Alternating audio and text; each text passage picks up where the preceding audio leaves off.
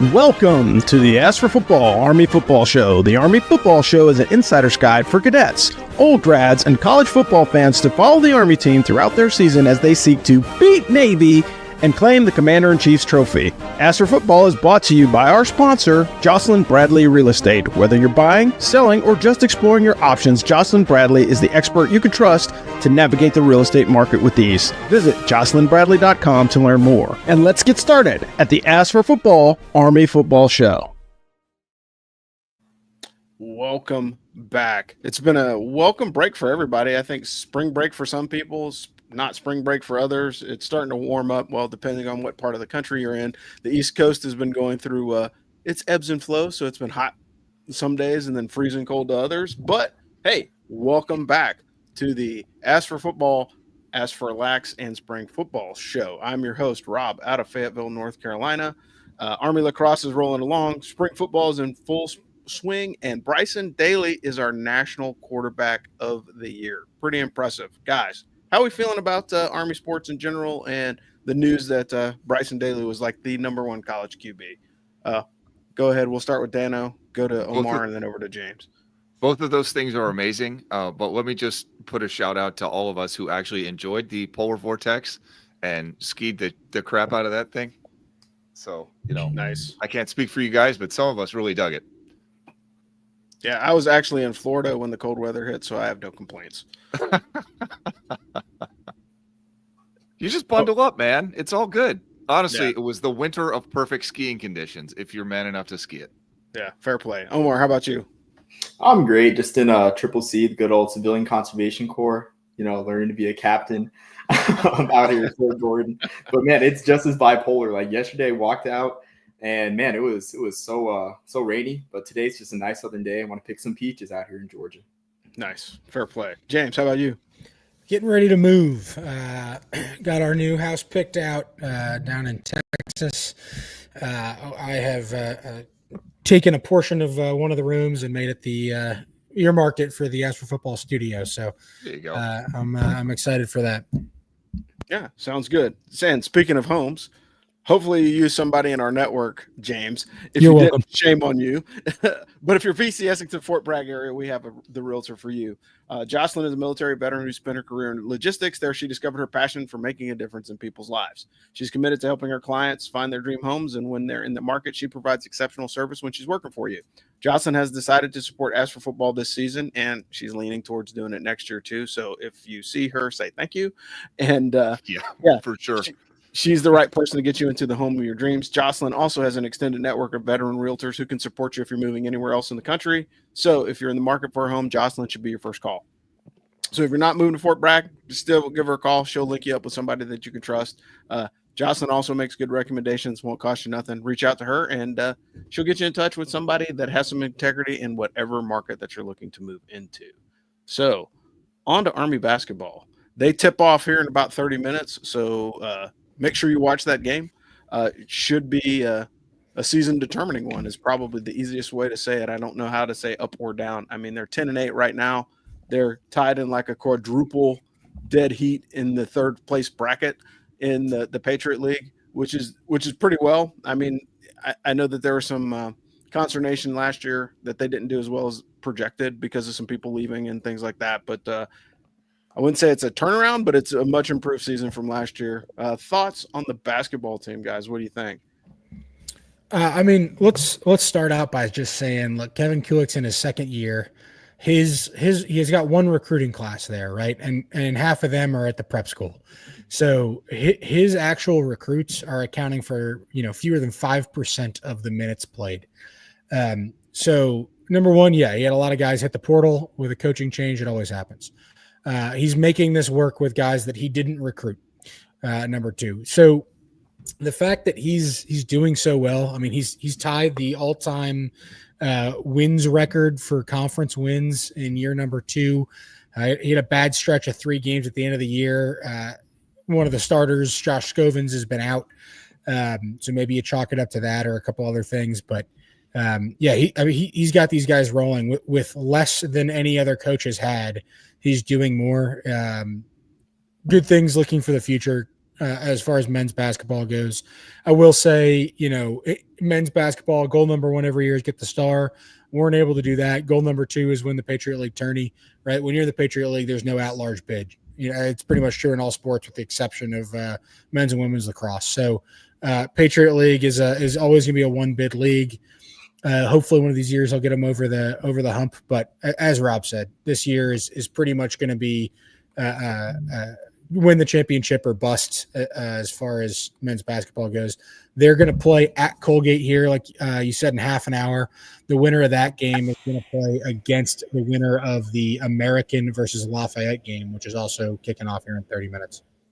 Yeah, so it'll be interesting. And, of course, Army has a long storied history, at least men's basketball against Colgate. Those are always tough games. So, expect a great contest regardless of the outcome. But Army and Colgate are usually pretty good matchups, and especially in the Patriot League tournament, like that's the one time if you're going to get somebody is the time to get them. So I think that would be a good opportunity for that. Any comments on the ladies bracket? Yeah, so Army locked up the 2 seed there. They're going to play the winner of the American Lafayette game. That game is on Saturday, March 8th, 4 p.m. Eastern Pennsylvania. The winner of that game will travel to Army and play at 6 p.m. on Monday for the quarterfinal. Yeah, so that's awesome.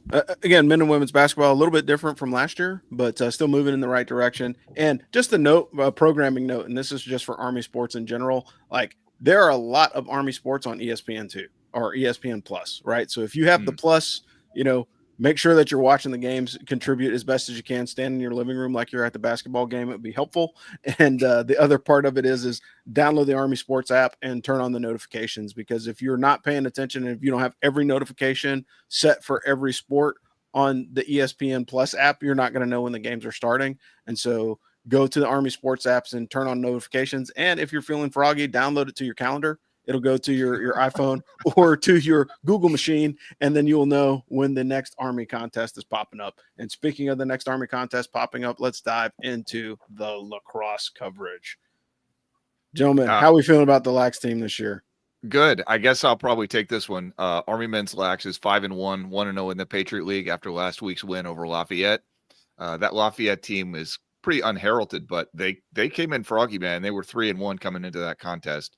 And hung tight for about a quarter and a half.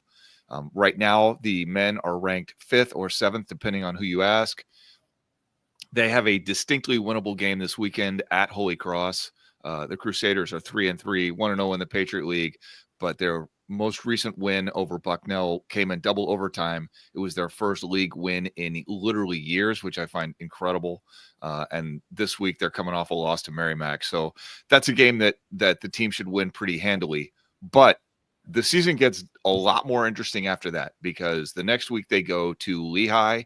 Lehigh is the defending Patriot League champs, gotten off to kind of a rough start, but they beat a good Villanova team that was ranked at that point. They play really good defense. Lehigh is probably the most similar team to Army in terms of play style in the Patriot League. They play at Navy this weekend, so I would not be shocked if the Mountain Hawks make that a much closer game than probably the mids are expecting just on the sheer rankings. After that, Army, though, is at Boston University. The Terriers are ranked just outside the top 20. They just beat Brown. They're 4-1. But then they also lost to Navy. Of course, BU is 4-0 in their last 4 contests against Army. So for whatever reason, they always just seem to match up really well with the Black Knights. And then after that, Army hosts North Carolina, which is ranked 5th or 6th, again, depending on who you ask. The Tar Heels are 4-1. They've got wins over Michigan, Johns Hopkins, and UPenn. Just lost to Princeton. It's good that they are good because Army's going to need that strength of schedule.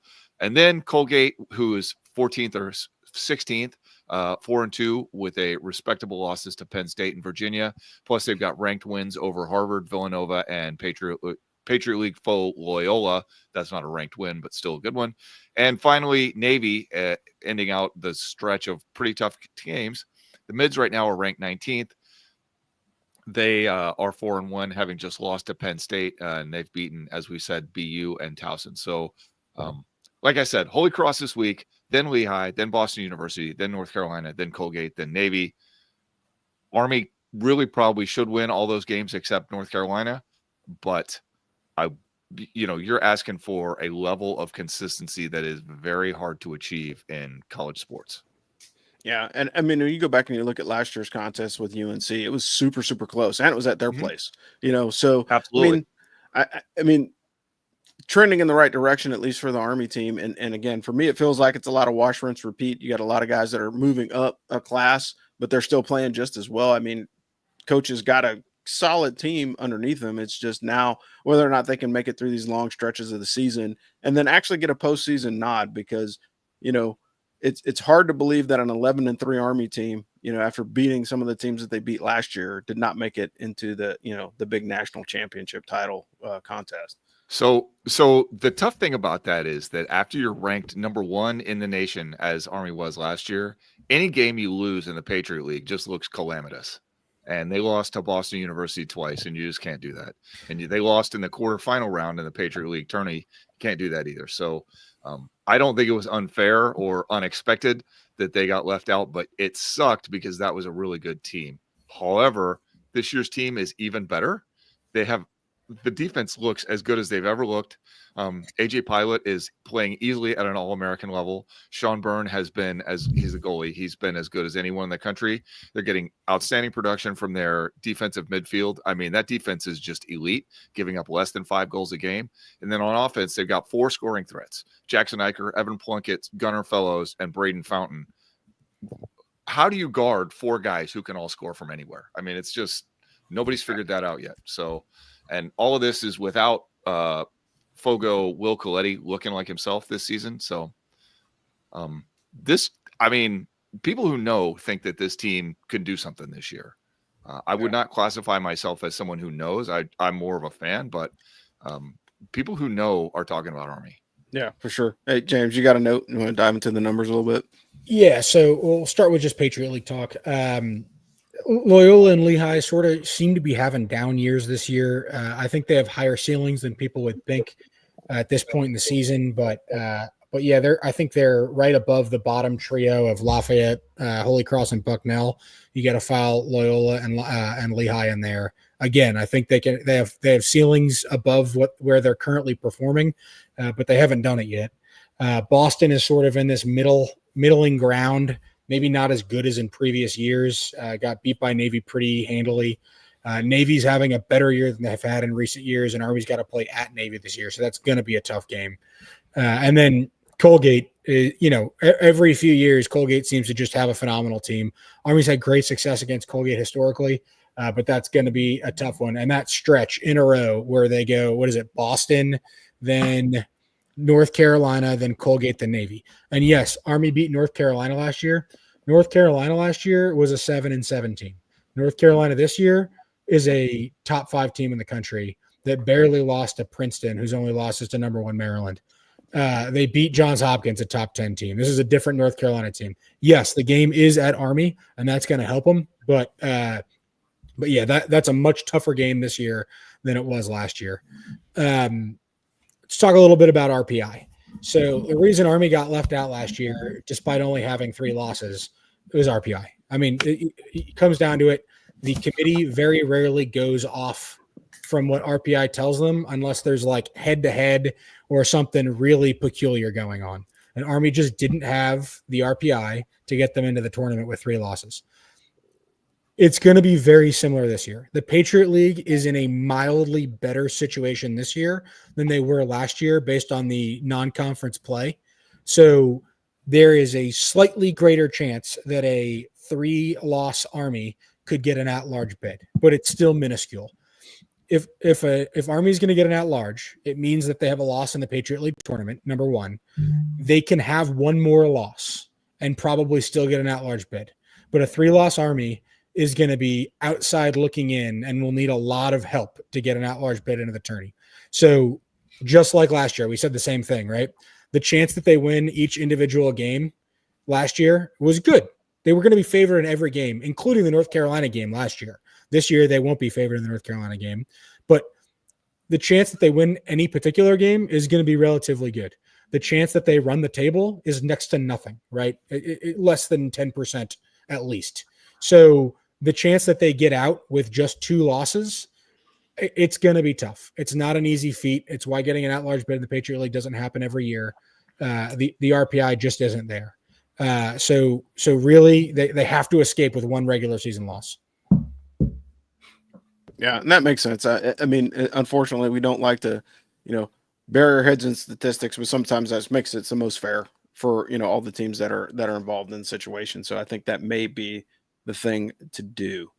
And speaking about things to do, if you're looking to get a new mortgage on your home, we've got the guy that you need to talk to. So if you've listened to As for Football at all anytime in the last few years, you know that we have a sponsor here by the name of Craig Oxane.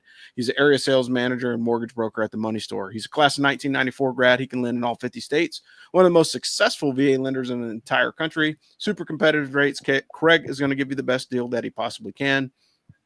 Friends, the whole mortgage process is super confusing, and with interest rates moving all over the place, now is not the time to deal with some clown who's just trying to make a buck off of you.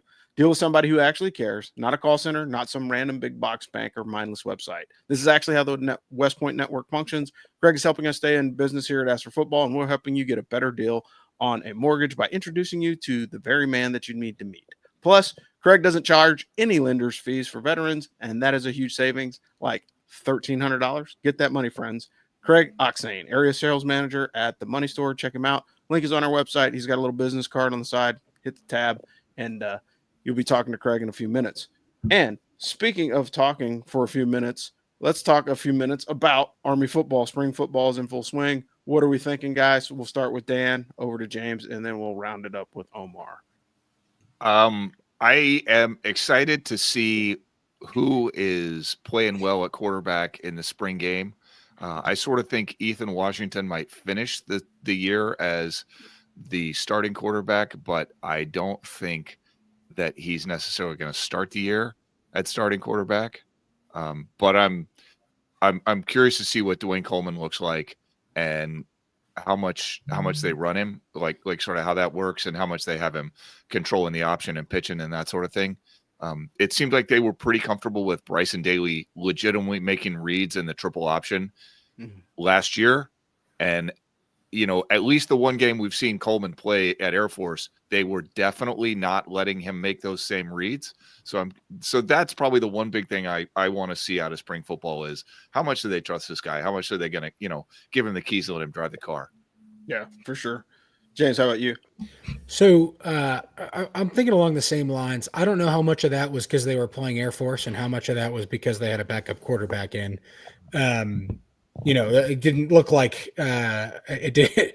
To be fair, it didn't look like Bryson Daly was making a hell of a lot of reads against Navy at the end of the year. So it's true. That very well may just be an opponent thing. I'm looking through the roster right now. I think the heaviest quarterback is 203 pounds. Junior Cale Helms, which I have not heard as anyone's. There's no way he weighs that much. He's listed at 203. So there's no way. Point is, right? Bryson Daly was what, 220? Yeah. So 221, I think, is what he was listed at. So here, let's think big picture for a second. Army went to the shotgun. They decided to come back. They kept some principles from that shotgun offense, right? They beefed up their offensive line. They kept it that way. They don't do a lot. It's not a very complicated offense. There is some playbook tree that expands out, but it's very limited. Navy, on the other hand, kept their offensive line the size that it has always been, or at least for the last 10 years or so, and decided to get super complicated with their playbook. Both of those were really good at times, and then both of them had their downfalls. For Navy, sometimes it doesn't work and you lose to Rice. For Army, when you don't have the time to prepare, and Navy does, Navy gets to branch out their playbook in a way that you don't get to, and they get creative and they play yo-yo with your defense, right? So there's pros and cons to both. And I expect in the long run that Army is going to do some things to complicate their playbook, and Navy is going to start beefing up their offensive line, right? Because they're all any of these teams are trying to do is figure out how to get around these cut blocking rules. And they're doing it different ways, and they're going to learn from each other. So I don't necessarily – I think that Bryson Daly's size was a huge advantage last year. Doesn't matter who's starting at quarterback. You're losing 30 pounds, 25, 30 pounds from what we had last year. So I think there's going to be some complication of the playbook this year, and it's going to be whoever can grasp it best is going to get the reps come the fall. Omar, how about you? What are your thoughts? Yeah, I mean, since we're going on the quarterback train right here, so I think along the lines of James, honestly, where the playbook will be more complicated, because when I see Dwayne Coleman in his limited playing time, I think the best passer that we've had at quarterback since Christian Anderson, honestly. Yeah, and I mean that playbook too, like Christian Anderson. He was not the best runner, but he managed the offense well, and I think the spring will do that for Dwayne Coleman. But what I also think is we'll see a lot more complexities in the shotgun offense. We'll see a lot of two-back sets, I think. I think maybe an expansion of the route tree, but in terms of the receiving core, I know that we lose Casey Reynolds. I'm not sure if Fortner returns. And I guess for the rest of the receivers, like there really wasn't a big play receiver. I mean, aside from Noah Short and Casey Reynolds. But I think with Coleman, you have more options out of the shotgun, more of an edge play too, I want to say. But I think there's more options. I'm choosing to say glass half full with Coleman, or even Helms, or I'm going to say even Zach Mundell. Like, I have always been a Zach Mundell fan. When I play college football 25, he's my QB too, because I remember that kickoff return against UTSA in 2023. Nice. So either way, I mean, we have a strong fullback room. Like, I mean, Hayden Reed, amazing. Similar player to Kanye Udo, I think. Good running back skills. But also Carson Smith, if you want more of the rugged, fullback type. And how can I forget about Jake Rendina? So I think the passing game will be expanded. In terms of the option, I don't really think that we should speed Dwayne Coleman into making reads if he's got the three-headed monster at fullback that he has right now. Let me just hold on real quick. Let me just point out that somewhere Terry Brennan is screaming at his TV about throwing to the tight ends. Yeah, like screaming. Yeah, fair point. I know James had a point, so I'll let him make his, and then I'll dive in. Yeah, I was going to say the one knock on Dwayne Coleman is that he's a firstie, right? Like, if you're going to complicate the offense this year and you want to start introducing a lot of new things, there's an advantage to getting a sophomore to do it, right? Like, you then have two more, like, if this is going to be a rebuilding year where you're retooling stuff and you've lost a lot of production on offense and you have to get it figured out, you might as well get it figured out with a young core of players that get to play another 2 years after this. So I think there's some value to that too. Yeah. And everybody wants to see the firstie quarterback leading his team, but it's a development. No. But it's a player development thing too, though. But that's what I'm saying. For an entire freshman year, I watched Schmidt fumble the football all over Mikey Stadium because he was the firstie and he needed his time. BS. You play the player that's best for your program. Stop it with this crap. I watched Navy lose a game to Notre Dame because they started their firstie quarterback. Like at M&T Bank. It's crap. Stop doing it. Yeah, the point that I'm trying to make is, though, it's like we would like to see that. However, you have to play the guy that's going to get you through the show, right? And when you look at Bryson Daly, it was a player development thing. We saw him all 4 years of his career at Army. We saw him as a freshman, we saw him as a sophomore, and he developed into the starting QB his junior year. And so, looking at it from that perspective, like, it would be cool if Dwayne Coleman could step into that position and be that guy, but he's not. Just statistically, just based off of the play on the field, it's not his fault. It's just the way that things kind of played out for him. And so sometimes you have to take, you got to take one for the team, literally, and be the guy that's like the solid number two. And, Dwayne Coleman's mother is screaming at you right now, Rob. Hey, you know what? Sometimes we all got to take, that step back and just acknowledge the fact that, it's a player development thing. It goes back to your point, James. Like, yeah, we don't want to put a guy in who's going to be fumbling all over the place or making mistakes. But the other piece of it is like, if I'm trying to revamp or retool an offense, I want to have a younger guy in the offense because that gives him more time to develop as a player.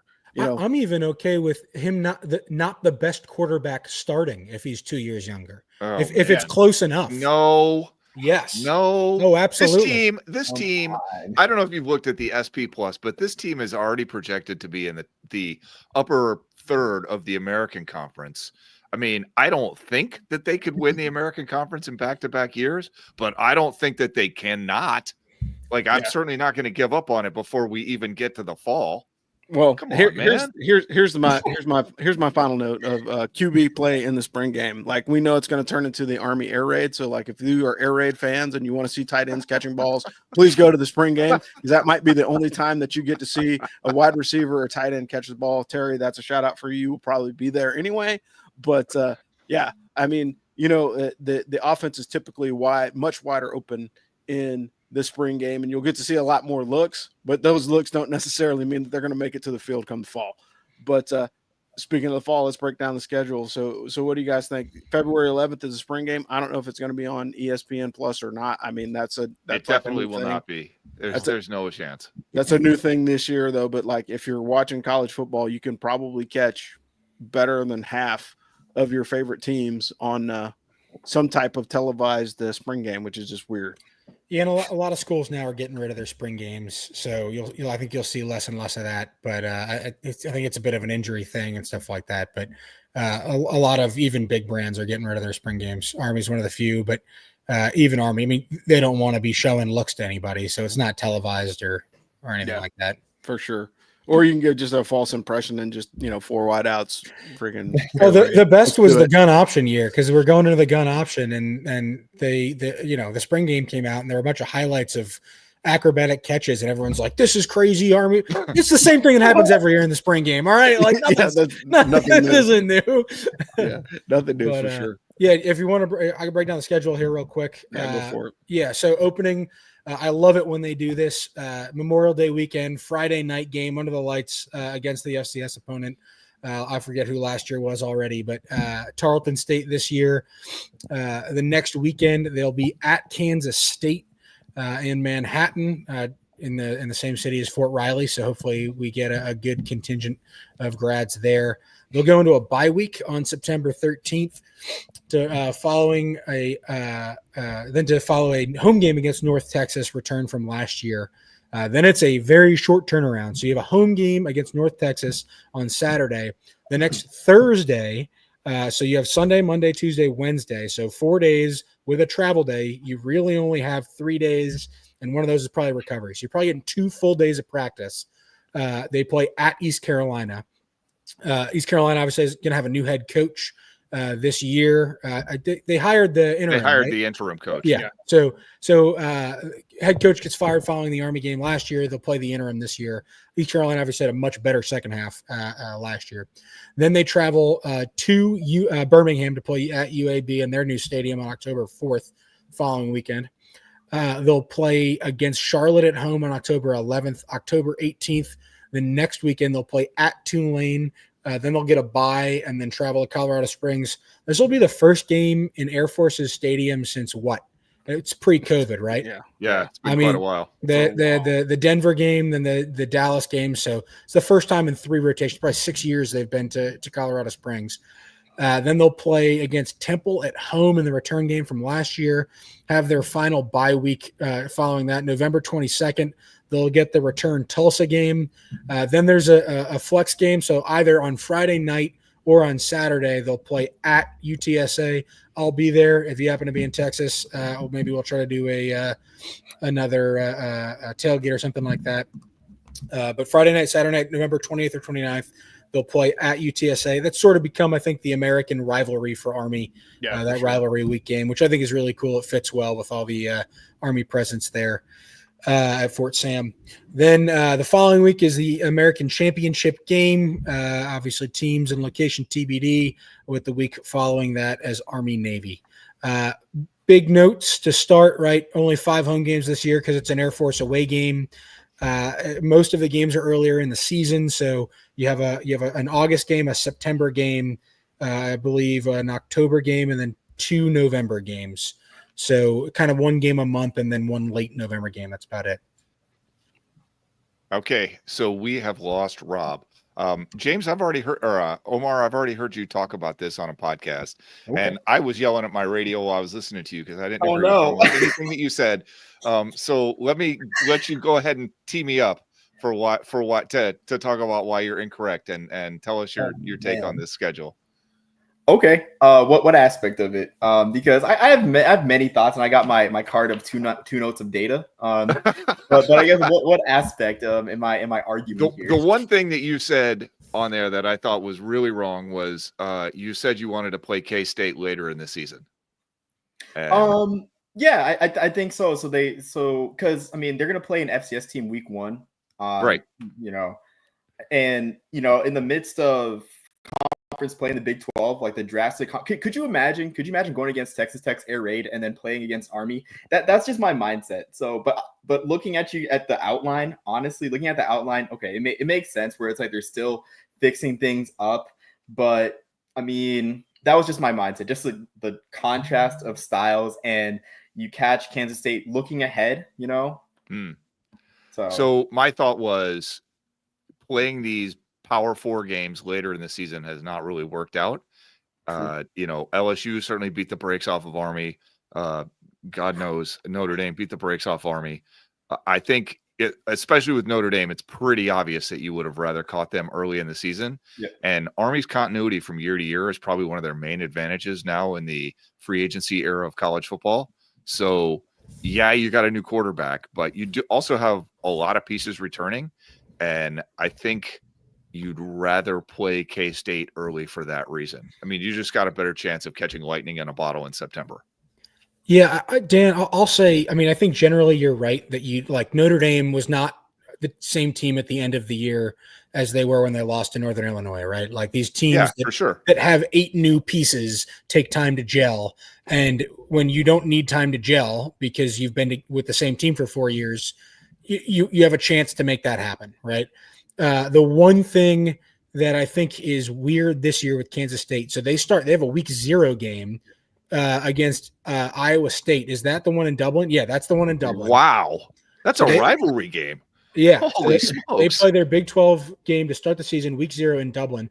Then they come back, they play North Dakota at home as their FCS game. They play Army. So you're going to have a team that's on their 3rd game of the season when Army's in their 2nd game of the season, which I think is a disadvantage. But I still do tend to agree that when you play these teams that have 9 different parts this year, you'd rather play them early. I mean, if you play them in November, they'll have ironed everything out. Would you rather play them the 2nd game instead of the 3rd game in the season, and they're going to have an extra week of preparation because of that week 0 game? Yeah, I mean that's less ideal, but letting them gel all those pieces is not going to benefit anybody except your opponent. That's my personal take. Omar, what else you got for me, man? Having completely defunct your first point. Before we go to the next point, I'm sorry, this has been on my mind since James said it. Like, I just caught a 2008 Notre Dame Navy game reference, which that game lives rent-free in my head. The fact that Navy almost scored 3 touchdowns in the span of the last 2 minutes of the game. Like, no one talks about that Notre Dame Navy game. Like, that is like one of the greatest. Who was the firstie quarterback that they started idiotically? Jared Bryant. Yeah, that was so stupid again. Anyway. But okay, yeah, I guess back to our main topic. I had to get that off my chest because I love a good deep cut. But I guess what other point did I get wrong? No, I don't know. You talk and I'll tell you. Okay. Well, I do have something to the Black Friday game. I know, James, you said Friday night. There is no chance that we are going to get the Friday night slot. It is 12 p.m. Eastern or bust on Black Friday. And I think the American will put us on Black Friday because if you look at the 2 options, it's like, I think North Texas versus who knows. And they'll probably move that one to Saturday like they did last year with UAB. I think they had some hope that Trent Dilfer was actually going to do good and not have Tulane drop 71 on them at home. And they moved that game. Like, they quietly moved that one to Saturday as if, hey, it was always on Saturday. But what was it? Army Temple was Friday night this year. And then it got Thursday. Thursday night. Yeah. On Thursday. Yeah, right. But that got like 1.5 million views in a blowout, right? Like, yeah, it got. I didn't get the numbers. I want to say it was like 600, but I have the viewership numbers from the last 2 AAC games on ESPN in the noon block, which isn't really a good block. But this past year, Navy ECU got 644,000 viewers, probably because, Minnesota, Wisconsin was your stereotypical Big Ten game. And then, of course, the Travis Hunter Love Fest was happening in that Oklahoma State, Colorado game where he got an interception. Like, Travis Hunter is a generational player, but he got an interception thrown right to him. Colorado ran up the score. And I'm sorry, I'm still bitter about the Heisman race, but that got 644,000 viewers with a ranked team playing, with a Big Ten team playing, both on network TV. And then the year before that, Memphis Temple, a game with honestly no appeal to it, especially with Temple being irrelevant like they are. No offense to Temple. I've taken some pot shots on them this week. First with the least intimidating environment shot I took earlier in the week, but that game got 394,000 viewers on ESPN. So I'm excited for Black Friday. Army has not played a Black Friday game since the 1983 Army-Navy game at the Rose Bowl because ABC did not want to move that game to Thanksgiving weekend because, frankly, Army and Navy were bad and there's limited TV spots. So they're like, okay, you can have Black Friday. And, of course, the next year, Doug Flutie had to take our Black Friday Thunder and everything with his Hail Mary. But that's really the only thoughts I have on the schedule. I love Black Friday. I love the UTSA rivalry. I do think, though, the historian in me wants me to see a rotation of Rice, Tulane. Mainly just Rice and Tulane on Thanksgiving weekend just because of history. But I can respect Tim Pernetti or Tim Spaghetti in some Tulane and Memphis fans who want to go to the Pac-12. I can respect his desire to make TV-friendly games. Like Navy Memphis, like that is going to be such a great game like for TV because it's Naval Academy playing on Thanksgiving. It's new, it's different.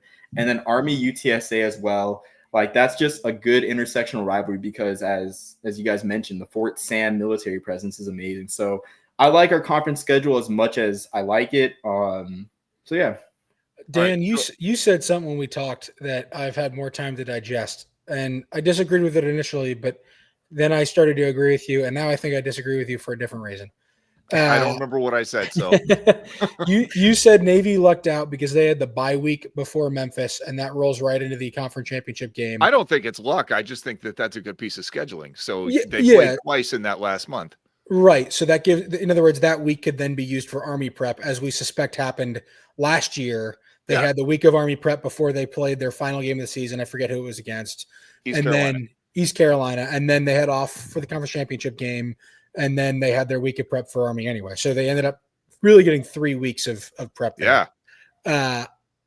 I don't think that's going to, unless Memphis turns out to be an absolute trash team. Like, I think Navy's going to be in a play for a conference championship game. I think Memphis is going to be in a play for a conference championship game.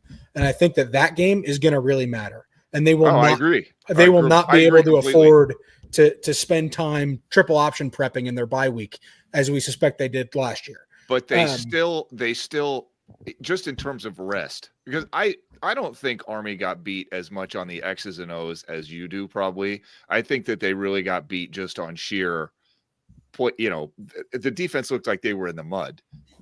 It's not like they had players who were in the wrong position every goddamn time. They just couldn't chase anybody down because they'd played, 4 games in a row or whatever, and every one had been a death match.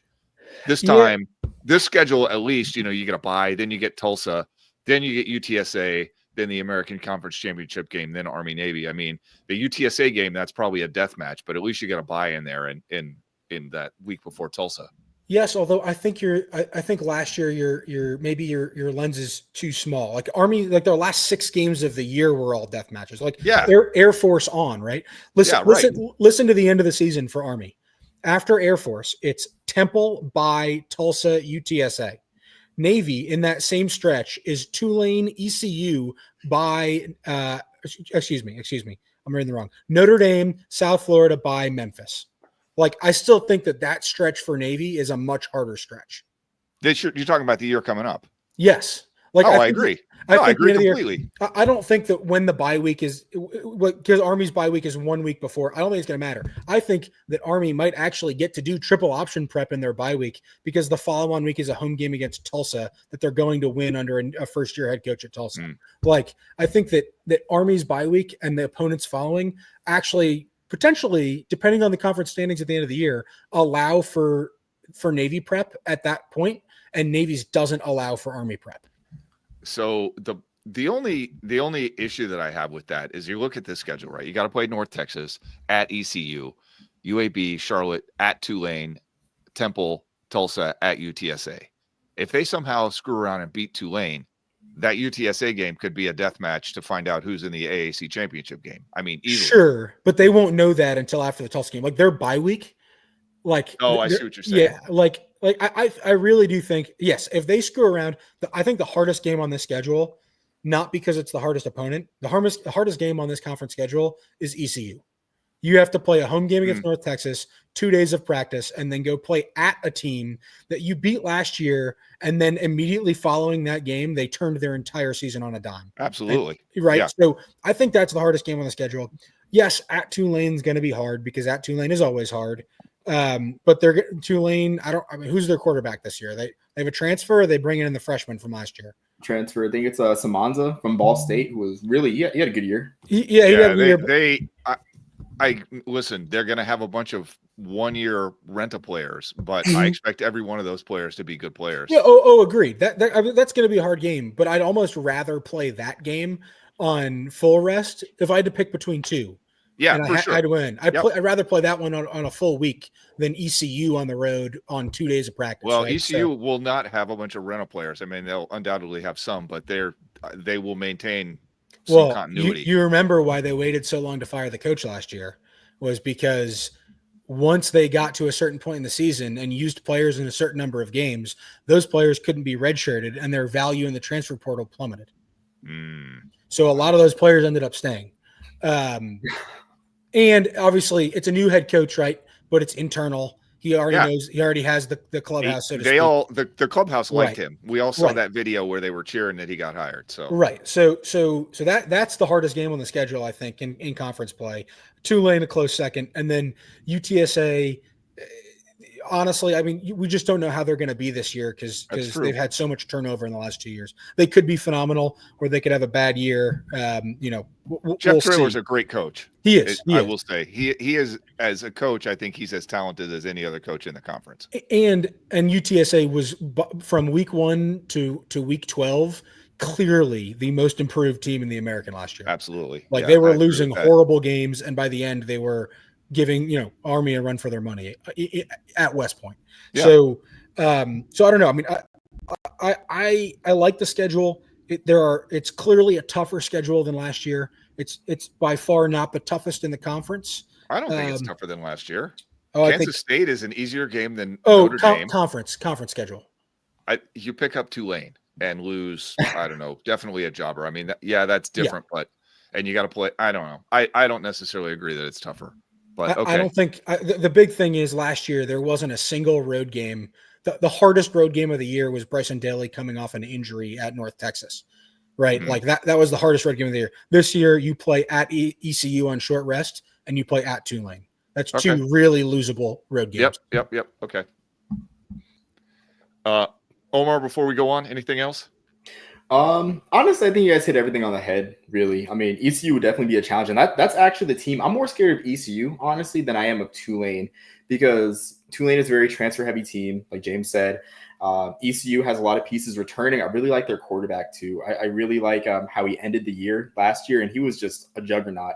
And it made me wonder why they weren't starting that guy. Like, if they start Caden Hauser against Army, like... You're not the only person who thinks that.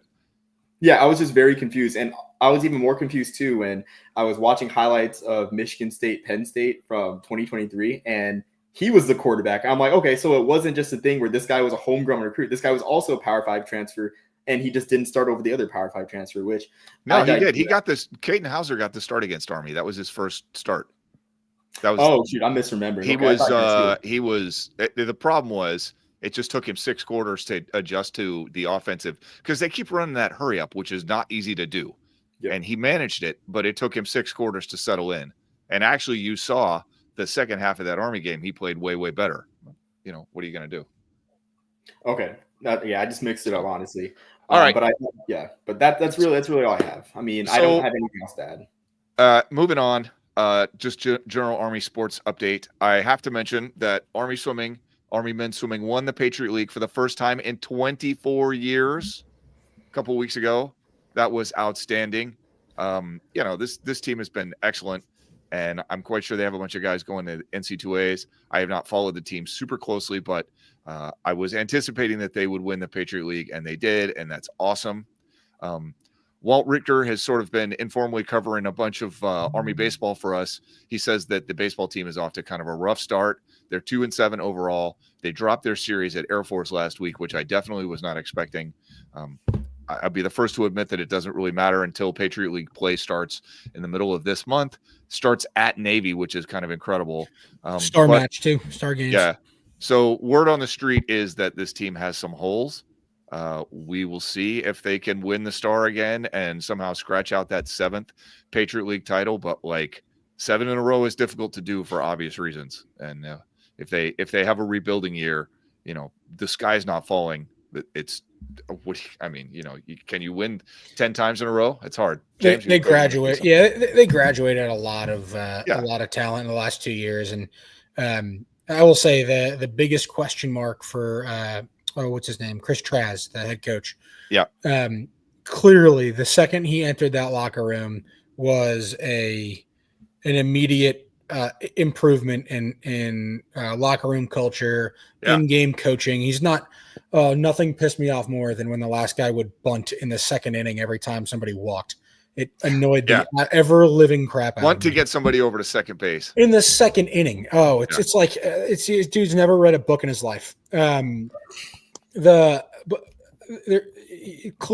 improvement. The biggest question was, hey, is he going to keep up with the recruiting that had been going on? And so far he has. He's brought in a lot of good recruits, but obviously anytime you bring in a new head coach, there's a year or two gap. And we're at that point now where the first E's and cows are kind of in that gap.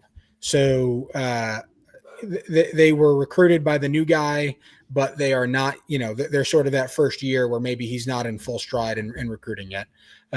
So we'll see. He keeps bringing in great classes, so I expect good things. A good prognosis, but this year definitely some building to happen. And finally, women's lacrosse, which we have criminally undercovered this season. They've recently fallen out of the rankings following a 12-6 loss at Colorado. Colorado started as a ranked team, but they haven't been great this year. Army is still 4-1. They're very much in the hunt for an NC2A tournament berth. They have a win over Rutgers, but no other real notable opponents. So for the women, Patriot League play starts this Saturday at noon against Boston University. After that, they'll face number 15 Loyola the next week. After that Loyola game, I get a sense that we'll have a better idea of like how good this team can be. If they can reach their potential, then they should at least hang really tough with Loyola. Loyola has never lost a regular season Patriot League game. Yeah, and I don't know that I think that they're going to lose 2 weeks from now, but Army, if it's a competitive game and it looks like Army could win, then the sky's probably the limit for this team. If Loyola blows them out, then they got some work to do. I think that's the only way to put it. So I had Fact or Fiction on here, but I can't think of any Fact or Fiction to do. You guys got any Fact or Fiction for us? If we're gonna do it, it's got to be lacrosse based, I think. Yeah. Okay. We're gonna go ahead. Yeah. So I'll say. You know what? I'll go with the same one I went with a few weeks ago. Okay. Fountain continues his hat trick streak this week. I'll definitely go fact on that. That's an easy fact. Have you? Are you taking fact on that one? I assume. Yeah. I'll take fact. Okay, Omar, have you watched any lacrosse? No, never did in my time in the academy, and I should. I'm not going to say I'm not, but one day I will. Well, lacrosse is a great game. It is a team contact collision sport that they play with a ball. You will enjoy it if you give it a chance. And your Army team, your Army Black Knights, are ranked 5th in the country. So, take that for what it's worth. Okay. My fact or fiction is that Jackson Eicher gets his first hat trick within the next 2 weeks. So he has sort of I don't want to say he's been drawing the number one defender, and I think that's setting up Plea, Brayton, Fountain. But at some point, somebody's gonna decide that's not the move, and Eicher's gonna go off. That's my theory. I just don't. I mean, do I think it's possible for him to have a hat trick against Holy Cross number one defender? Absolutely. But I don't think that dude is massive. Yeah. I mean, he's what? He's got to be 210. Yeah, he's big dude. He's just like, how do you not put your number? Like, he obviously can score, and he's huge. Yeah. I get it. Fountain and now Fellas and what's his face? The other guy. Oh, the midfielder. I know who you're talking about. Hold on. I can look up his name. He's up in the top of the outline, yeah. Evan Plunkett. Plunkett. Yeah. Like you look at all of them, and they're obviously all very athletic and very skilled. But if you line the four of those players up and you're not putting your number one on Jackson Eicher, you're just dumb. Like, even if he's not scoring at the same clip as the other ones, it's only because he's getting the number one. So I'm going to go fact just because I think he can still execute a hat trick on a number one. But okay. I don't know. That's a wild move to me.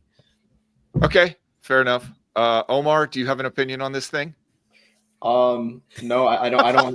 It's like a very good talk show. I don't know if you guys seen the very good talk show skit with Jimmy Fallon and Robin Gibb, or Justin Timberlake playing Robin Gibb. And he always goes, no, I don't. That's how I feel right now. Okay. All right. So let's move on to our last commercial.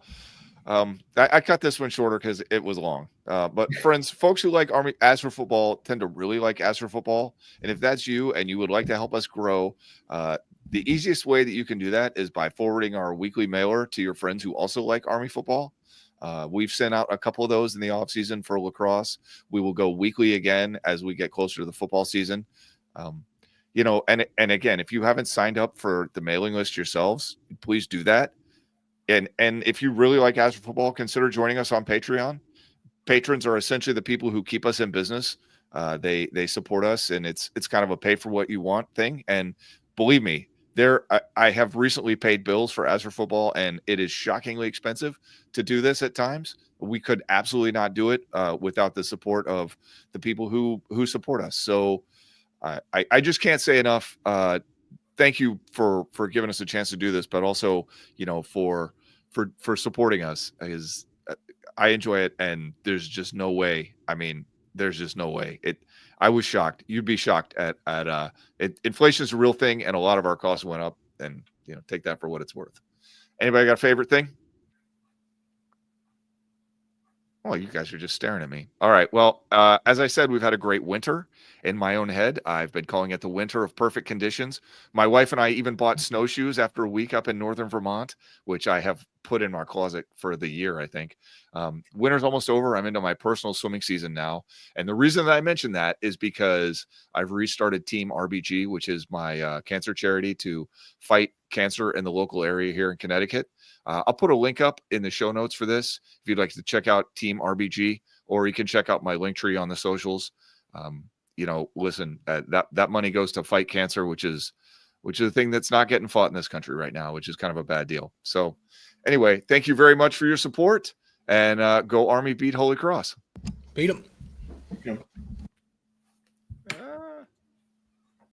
Thanks for listening to this week's Ask for Football Army Football Show. We hope you enjoyed our deep dive into Army football. Remember, whether you're cheering in the stands or following along from home, get all your updates on the Army football team at asforfootball.com. And as a special thanks, we would like to thank our sponsor, Jocelyn Bradley Real Estate. If you're looking to buy or sell a home, Jocelyn Bradley is the expert you need. Visit jocelynbradley.com for all your real estate needs. Don't forget, subscribe, leave us a review, and follow us on social media for all the latest updates. Until next time, go Army, beat Navy.